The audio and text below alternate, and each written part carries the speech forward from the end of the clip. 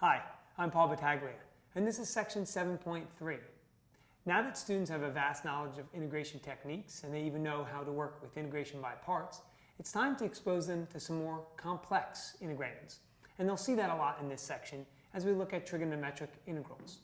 So the essential question we would like our students to be able to answer at the end of section 7.3 is, how do I integrate trig integrals involving powers?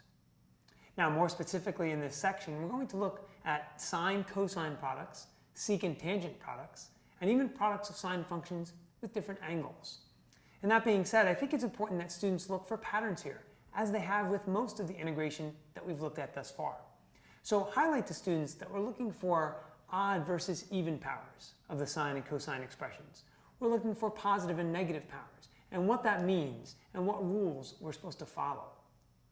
Now, a common mistake that you see a lot of times when you involve trigonometry is identities. Do students know their identities well enough to manipulate things when necessary, or make correct substitutions, or recognize an expression that they haven't maybe seen in a while?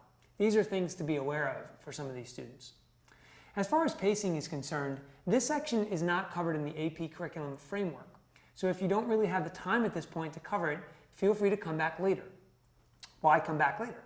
Well, I do feel it's important that if students see it before they go to college and take a college calculus class, it might put them a little bit more at ease, knowing that they're dealing with something that they've at least seen and worked with before.